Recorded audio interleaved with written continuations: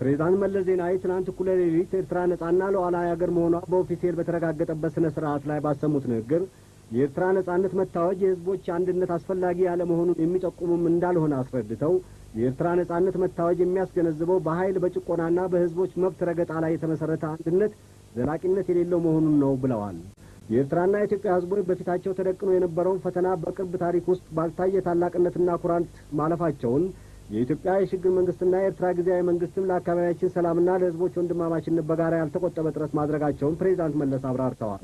በኤርትራ ህዝብ ላይ አስከፊ ጭቆናና ጭፍጨፋ ያካሄዱት ገዢዎች የኢትዮጵያ ህዝብንም ለከፋ ድህነትና ባርነት የዳረጉ እንደነበሩ ያስታወሱት አቶ መለስ ትናንት ማታ በአስመራ ከተማ በባህቲ መስከረም አደባባይ የተከናወነው የኤርትራ ይፋዊ ነጻነት በዓል ስነ ስርዓት ላይ አቶ ኢሳያስ ባደረጉት ንግግር በኤርትራና በኢትዮጵያ መካከል ያለው የቆየ ትስስር ከአሁን ጀምሮ በነጻ ፍላጎትና የእርስ በርስ መተባበር እንዲሁም በጋራ ጥቅም ላይ ተመስርቶ ሊደራጅ እንደሚገባ ገልጸዋል።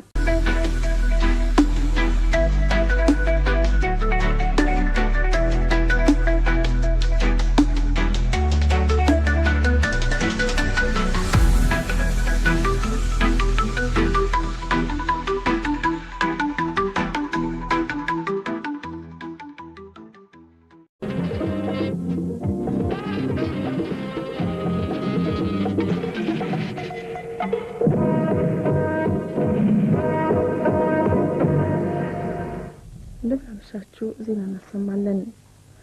የኤርትራ ነጻነት በይፋ የታወጀበት ክብረ በዓል ትናንት ሌሊት በደማቅ ስነ ስርዓት ተከናውኗል። የኢትዮጵያ፣ የሱዳን፣ የጅቡቲ መሪዎችና የ50 ሀገሮች መንግስታትና ድርጅቶች ድምተኞች በተገኙበት አስመራ ውስጥ በባህቲ መስከረም አደባባይ በተከናወነው ስነ ስርዓት ሰማያዊና ቀይ ቀለማት ያሉት የሀገሪቱ አዲስ ዓላማ ለዛሬ አጥቢያ ተከናውኗል ብሎ እንዲውለበለብ ተደርጓል። ዝርዝሩ እንደሚከተለው ይቀርባል።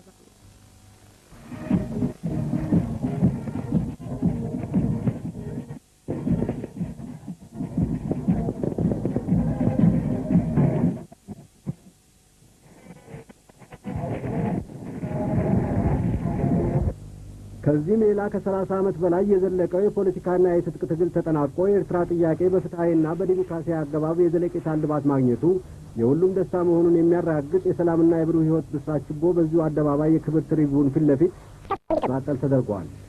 አደባባዩን ይዞ በቀድሞ አጠራሩ ኮምፔሳቶ ተብሎ ከሚታወቀው የነጻነት ጎዳና እስከ ኒያላ ሆቴል ድረስ በዋናው መንገድ ግራና ቀኝ ሆኖ በዓሉን በድምቀት ያከበረው ከ300,000 የማያልፉ አውራጃዎችና የከተማይቱ ነዋሪ ህዝብ በሰላም መረጋገጥና በማንነቱ መታወቅ የተሰማውን ደስታ በእልልታና በጭፈራ ሲገልጽ አድሯል።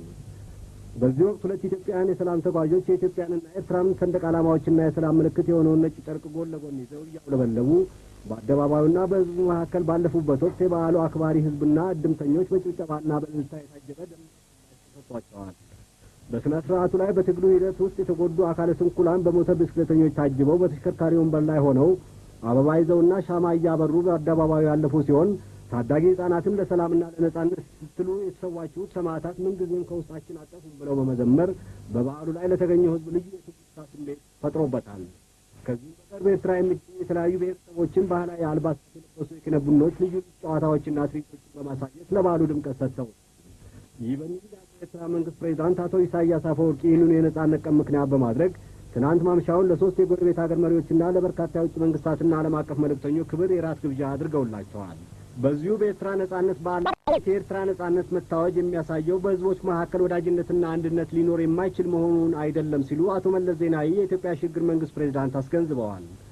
ፕሬዝዳንት መለስ ዜናዊ ትናንት እኩለ ሌሊት ኤርትራ ነጻና ሉዓላዊ ሀገር መሆኗ በኦፊሴል በተረጋገጠበት ስነ ስርዓት ላይ ባሰሙት ንግግር የኤርትራ ነጻነት መታወጅ የህዝቦች አንድነት አስፈላጊ ያለ መሆኑን የሚጠቁሙም እንዳልሆነ አስረድተው የኤርትራ ነጻነት መታወጅ የሚያስገነዝበው በኃይል በጭቆናና በህዝቦች መብት ረገጣ ላይ የተመሰረተ አንድነት ዘላቂነት የሌለው መሆኑን ነው ብለዋል።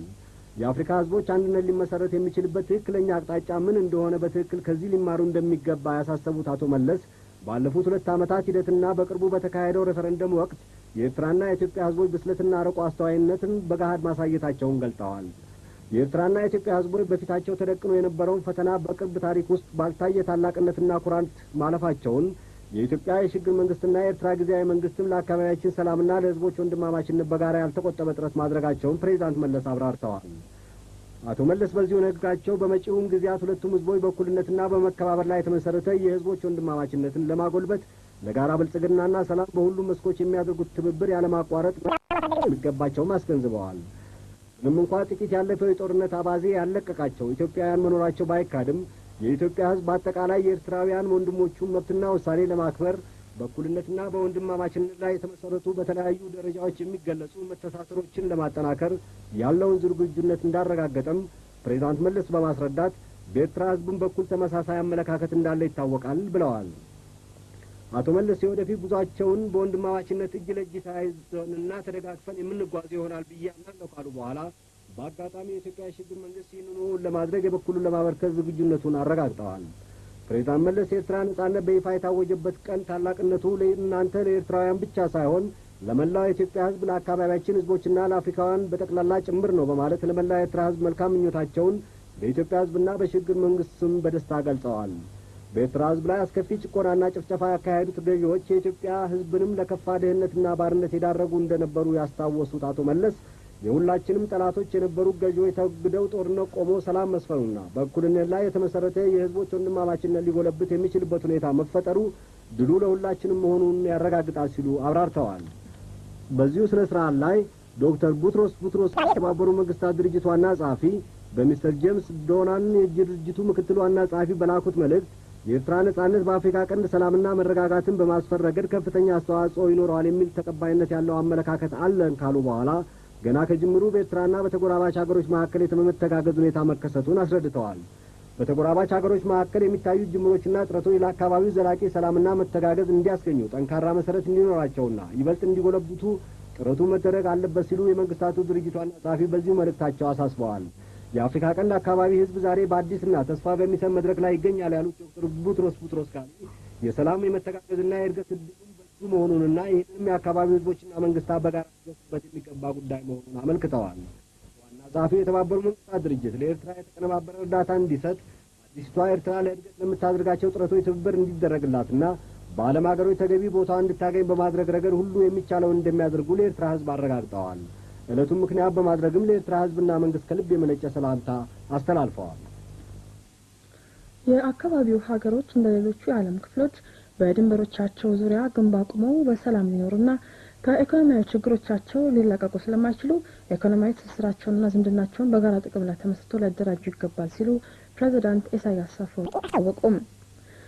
ትናንት ማታ በአስመራ ከተማ በባህቲ መስከረም አደባባይ የተከናወነው የኤርትራ ይፋዊ ነጻነት በዓል ስነ ስርዓት ላይ አቶ ኢሳያስ ባደረጉት ንግግር በኤርትራና በኢትዮጵያ መካከል ያለው የቆየ ትስስር ከአሁን ጀምሮ በነጻ ፍላጎትና የእርስ በርስ መከባበር እንዲሁም በጋራ ጥቅም ላይ ተመስርቶ ሊደራጅ እንደሚገባ ገልጠዋል።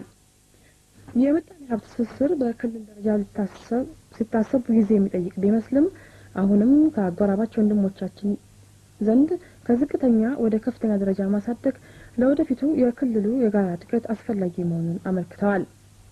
አቶ ኢሳያስ በዓሉን አስመልክተው የአብዛኛዎቹ አቻ ተገዥ ሀገሮች ህዝቦች እንደ አውሮፓ አቆጣጠር በ1960ዎቹ ዓመታት ውስጥ ነጻነታቸውን በይፋ ሲጎናጸፉ የኤርትራ ህዝብ ግን የራሱን እድል በራሱ ለመወሰን የሚያስችለው መብት መነፈጉ ብቻ ሳይሆን መብቱን ለመጨበጥ ባካሄደው ትግልም እጅግ በጣም ውሱን በሆነ ደረጃ ካልሆነ በስተቀር ተገቢውን የዓለም ህብረተሰብ ትኩረት ሳያገኝ መቆየቱን ጠቅሰው ይሁንና ዛሬ በደረሰበት ምዕራፍ አዲስቷን ኤርትራ ለመገንባት በሚካሄደው እንቅስቃሴ አስፈላጊውን እገዛ ሁሉ ያገኝ ዘንድ በኤርትራ ለመላው ዓለም ጥሪ አቅርበዋል። ተመልካቾቻችን በዛሬው ዕለት የተከናወነውን የኤርትራን ይፋዊ የነጻነት በዓል በተመለከተ የተጠናቀረውን ልዩ ዝግጅት ከዜናው ቀጥሎ እናቀርባለን። የኤርትራ ህዝብ ከባርነት ተላቆ ነጻነት እንዲበቃ የኢትዮጵያ ህዝብ ከጎኑ እንደቆመ ሁሉ ወደፊትም ሁለቱ ህዝቦች በደም ጭምር በተሳሰረ ግንኙነታቸው ተጠናክሮ እንደሚቀጥል ጽኑ እምነት አለን ሲሉ በጎንደር ከተማ የሚኖሩ ኤርትራውያን መግለጻቸውን ኢዜአ አስታወቀ።